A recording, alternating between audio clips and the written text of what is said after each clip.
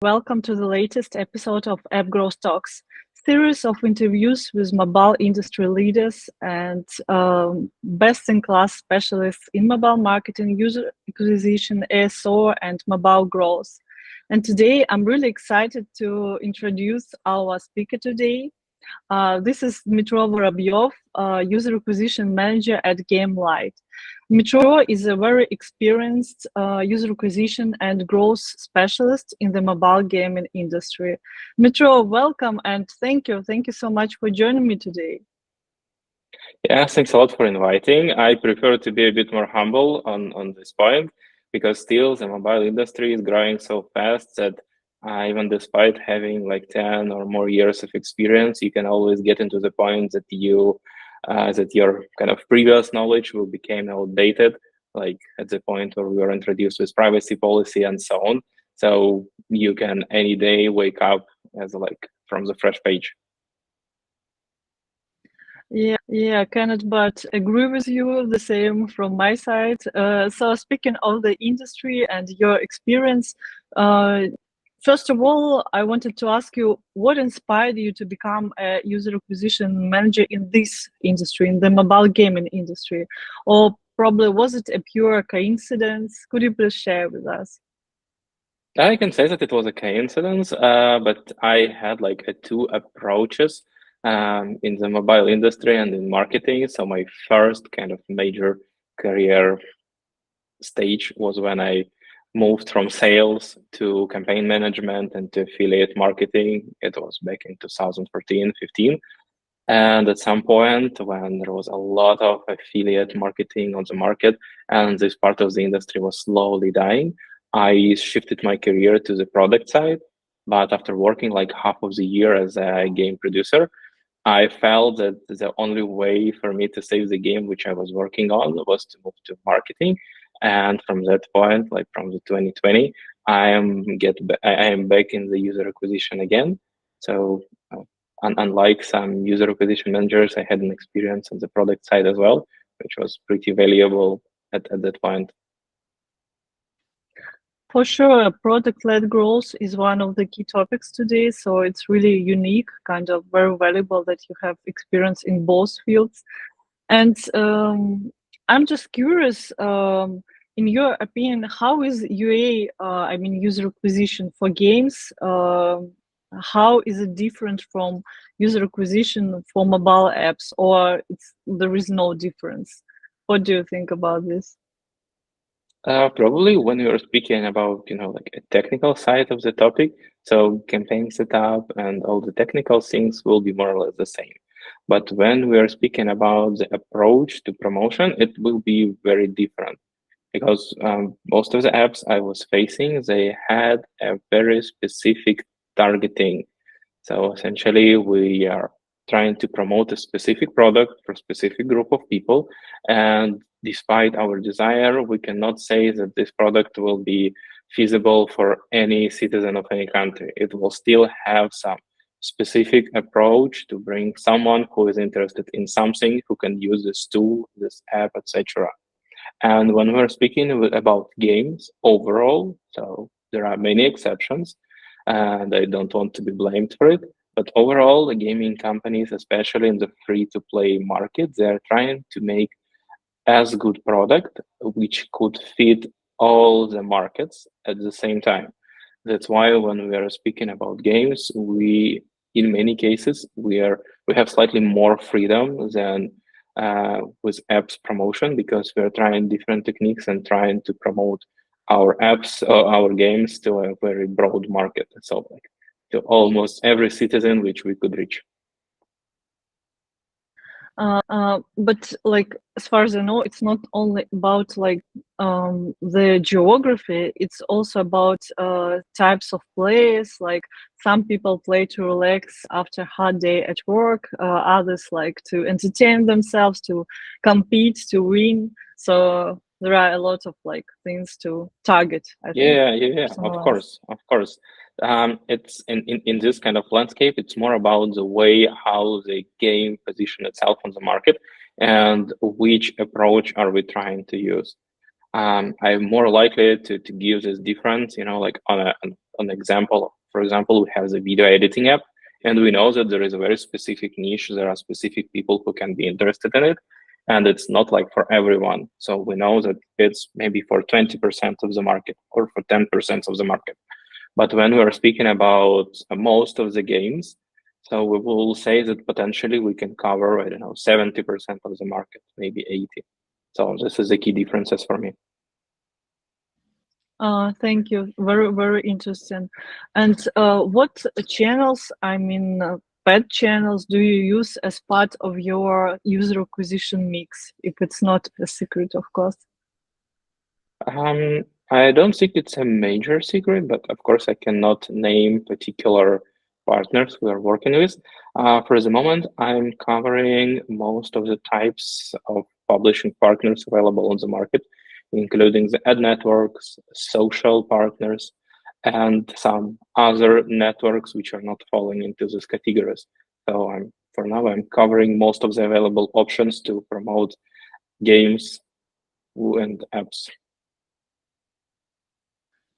Thanks. You've revealed just a little bit, but I think we'll learn more further. So I wanted to also ask, what strategies and tactics have you found to be most effective in acquiring users for mobile games?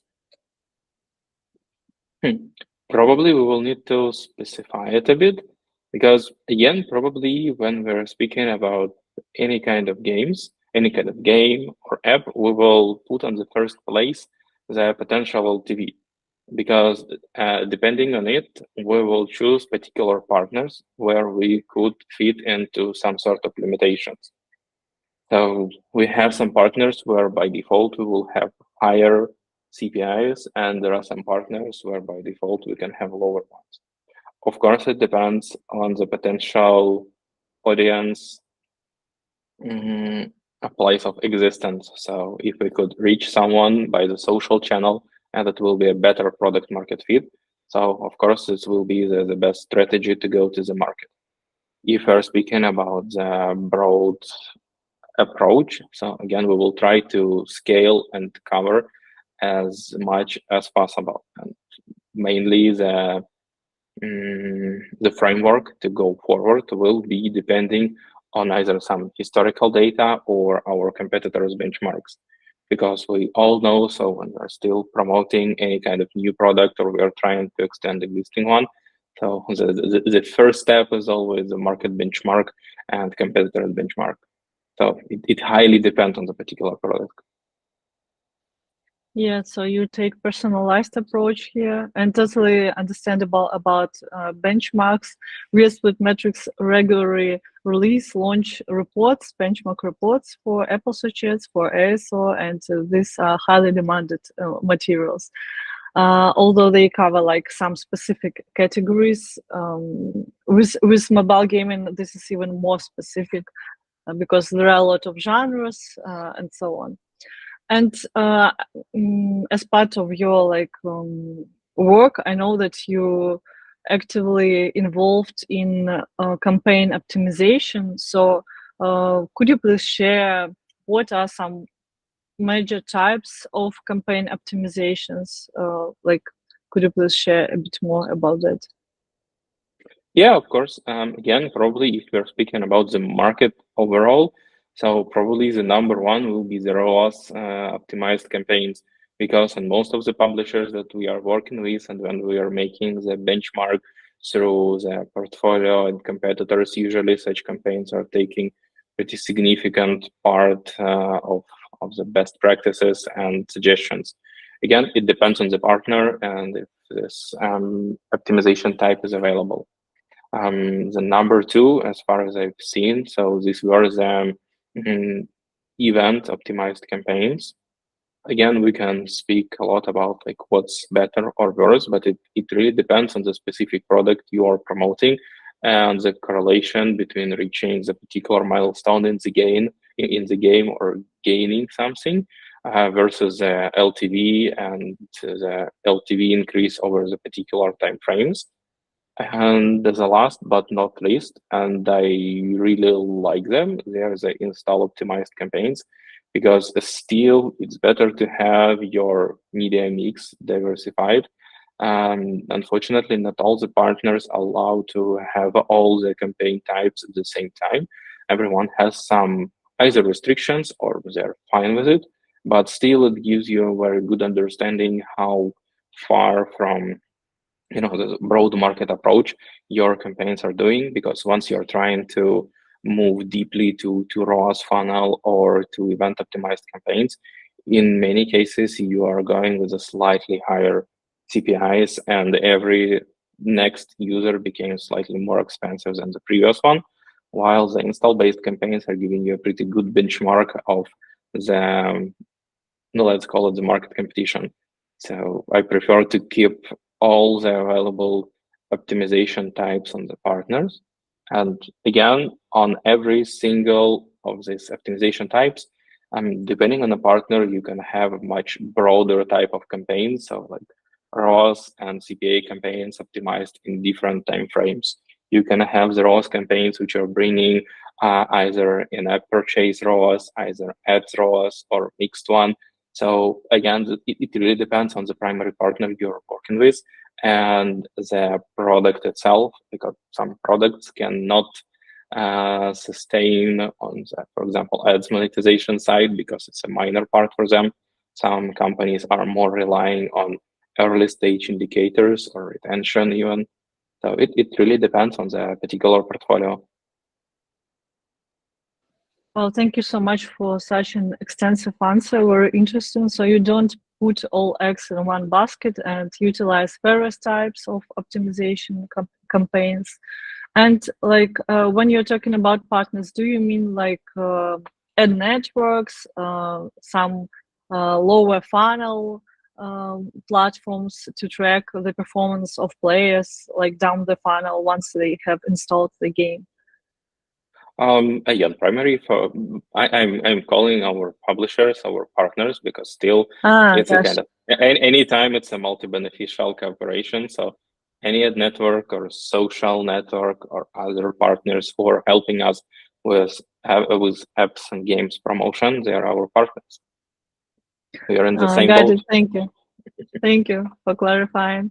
And so, Dima, you partially answered like my next question when covering the previous one. So I wanted to also ask, how do you measure the success of your campaigns and what are the key metrics? But I think you like listed them like ROAS, PPI. You also previously mentioned LTV. Is there anything to add to this list of metrics? Again, I would say that anytime when we are defining the metrics we are following, so they're always driven by the product we are pushing. So it's always curious how different companies are approaching it, because for company A, the ROAS can be the sole polar star, while for company B, who is dealing with multiplayer games, you just need to sustain a certain number of players in the game on particular date with specific engagement metrics. So again, it's always about the particular product which we are promoting, but still, I would say that the most widespread on the market will be the ROAS one. Yeah, thanks. And how do you balance, if you do, of course, like the need for user acquisition with the need for user retention in mobile game marketing? Because both aspects are major, they are both important. Like how you balance like between them. Probably this is one of the biggest discussion points on the market when it comes to some kind of cooperation between user acquisition or marketing and the product related teams, because essentially this is a shared responsibility. We can say that any sort of marketing can bring amazing users for the product which is not aimed to be as good as it could be, and vice versa. So the better the product itself, the easier to get certain retention metrics. So I would say it's always about a cost for me. So if we're getting a better cost per retained user than on other channel in the mix, it's fine. If we see that our kind of secondary metrics are falling down, so this is a point to change the approach, because still the retention for me it's slightly more the product metric than the sole UA one. Makes sense, completely makes sense. Especially given like there are games, as far as I know, with like LTV of 3 days or 7 days. So retention is a question, is one question, and for some games it is like 1 year. So uh, Yeah, it of course. depends. So the different time frames, different types of the product, and of course the different development stages that every certain product is passing. There are very particular games who are surviving on a very low numbers, and they're trying to compete for a very broad audience, and vice versa. There are products where you need to find the very special players, and depending on the early retention, you can estimate the quality of your user acquisition and the way how the users are doing things inside the product. So anyway, it's a thing is that we are always as UAMs, it's like a starting point. What are our main KPIs to define that activity is successful? And retention can be one of them, or it can be excluded. And again, the product will be fitted to the users we can acquire. Well, so like a fair question for all, I think, marketing, mobile marketing departments. Like you should start with KPIs and what you want to achieve eventually. So I suggest to like move to another part of our conversation related to creatives, because we have already discussed metrics and optimization and other important moments.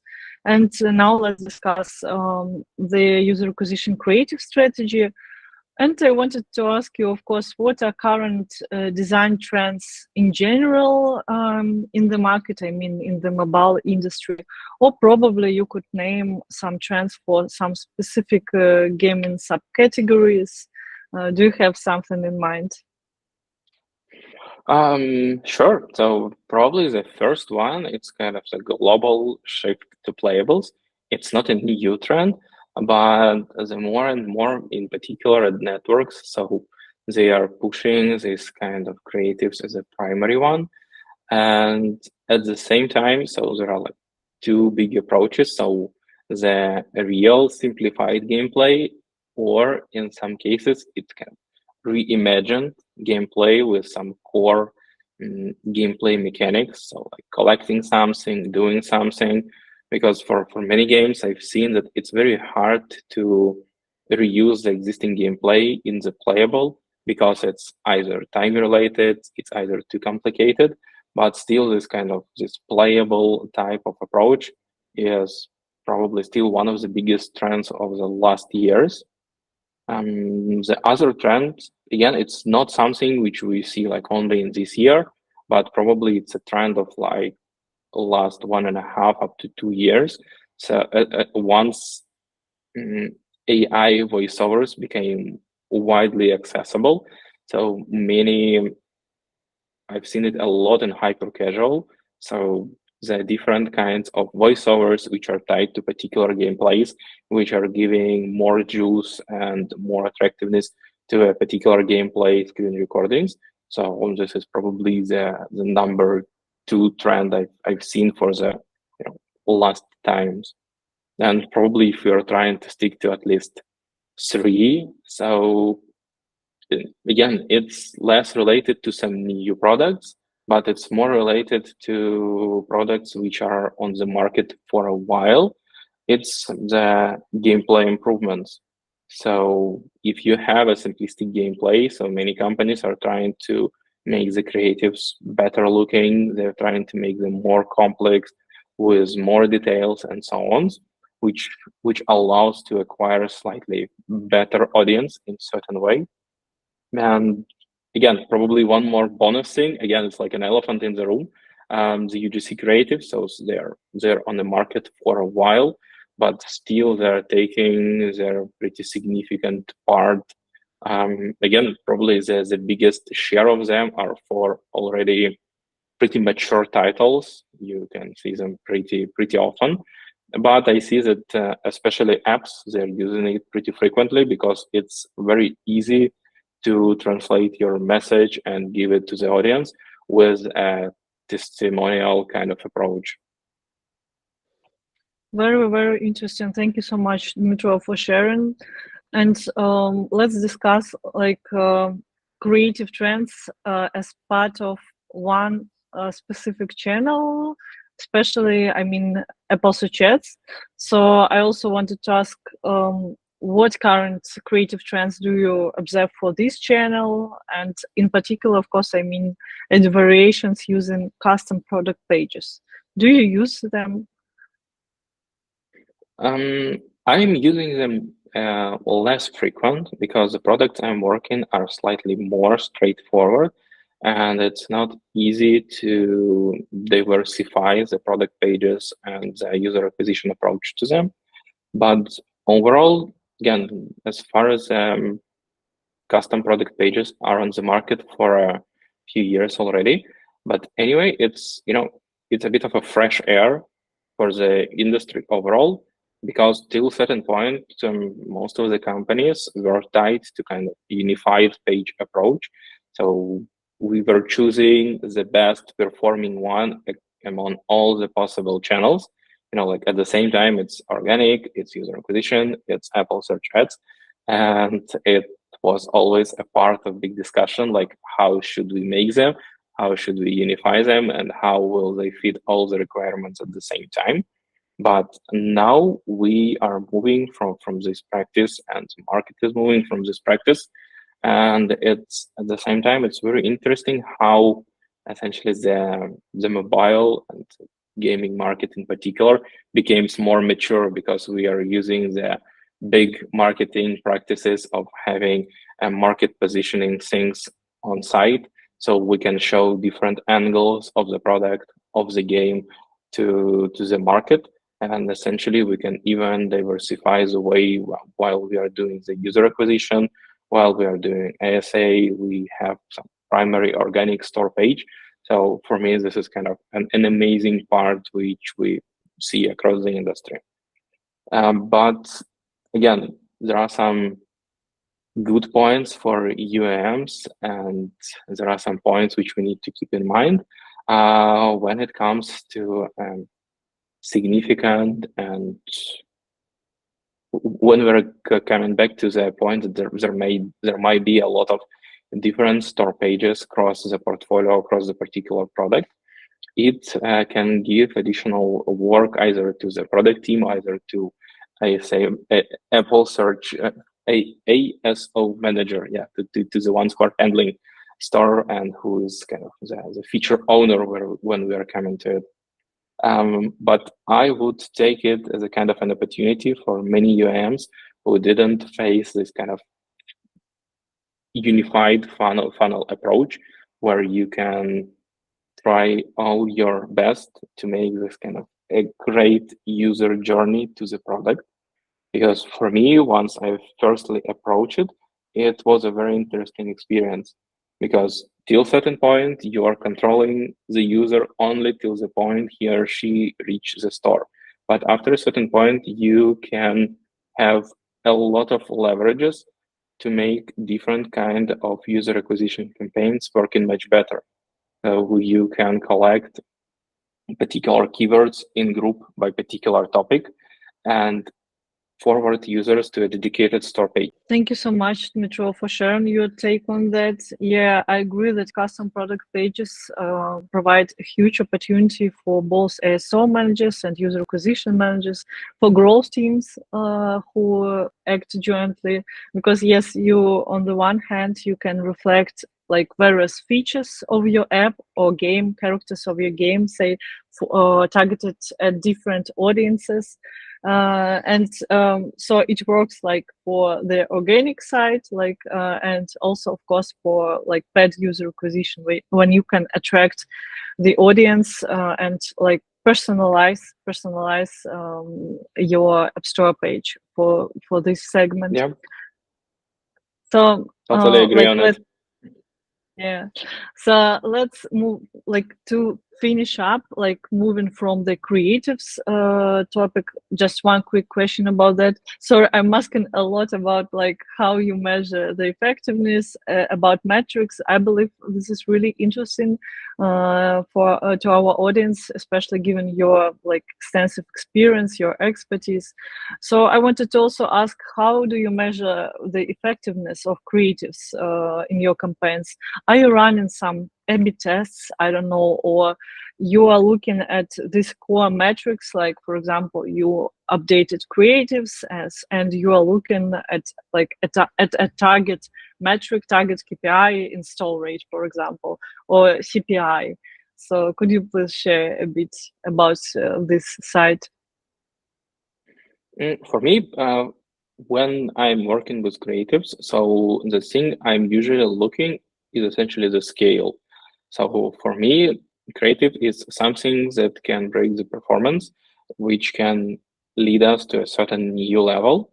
But when we're speaking about the kind of, again, I would call them the secondary metrics, I review them mostly in the particular angle of either to define what's working or what we can improve. Because every particular secondary metrics can give you some very specific answer. So if you're measuring the view time and you're measuring essentially the drop of users on particular time, you can see if your creative is catching up. For some placements, it's more important. For someone, it's less important. If we're speaking about the metrics of, like, for example, the conversion on the store, so we're tracking the way how the creatives are matching the overall user journey. So it's a part of, like a deconstruction of this flow. And again, depending on the goals we are facing, so we can measure some secondary metrics which will fit the best. Again, the correlation between the retention and creative might be relatively weak, but again, this is a point which we are also need to take into consideration. So it's always about the multi factors. So more depends on product and on the approach. Again, for me, Polar Star is a scale. So we are trying always to find some creatives which will enable us to increase the scale and to broaden the reach of our products. Yeah, thanks for sharing. Scale is a huge topic, I think, for all user acquisition specialists.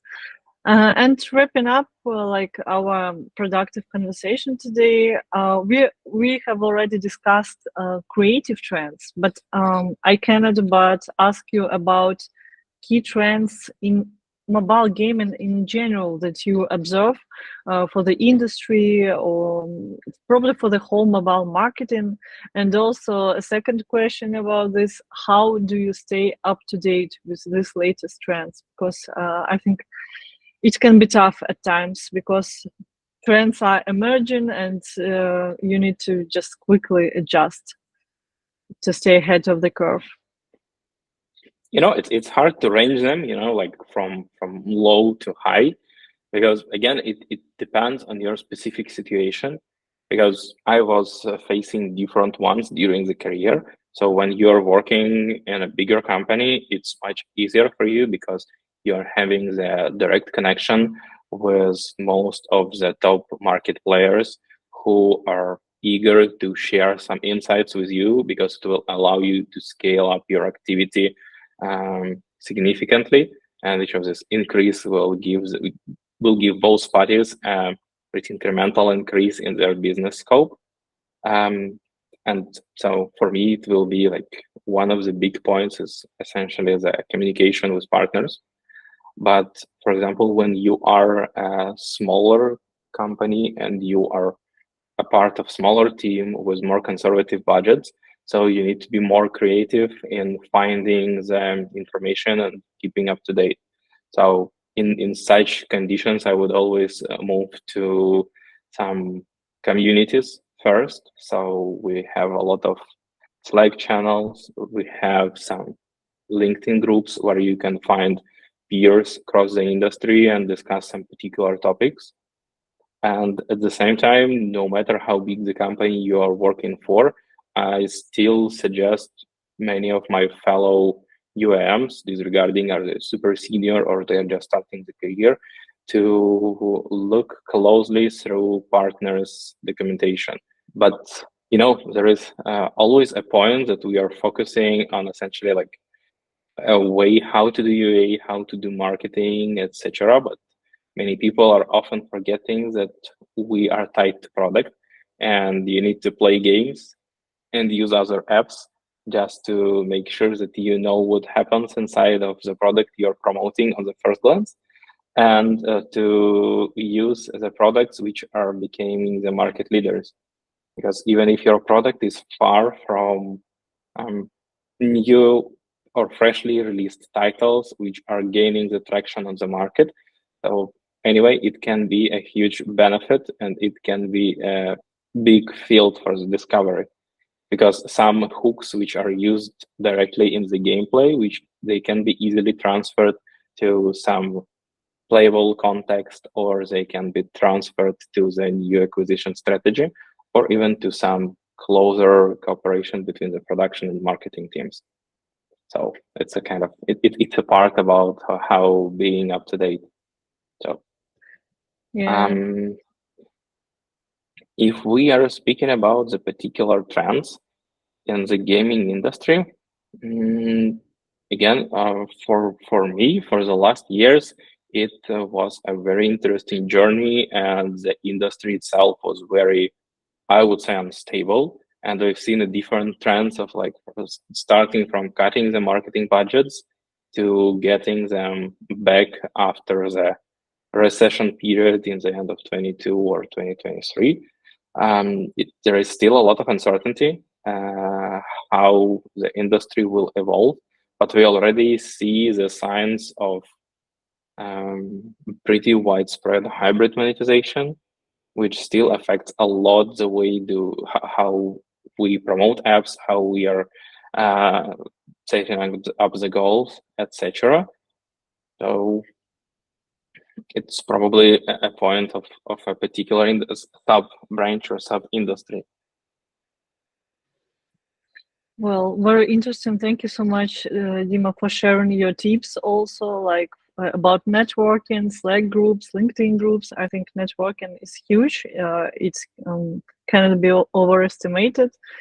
And also the tips you shared about like checking what's going on, about keeping your finger on the pulse, because if you are like a user acquisition manager for games, you should like track what's going on in the market every day, not checking out not only statistics for your products, for your games, but what competitors are doing, what are some new market trends you could incorporate, as you mentioned, into the gameplay, etc. For example, new colors. I don't know, the new color of the year. I think it is also utilized for some games too, probably.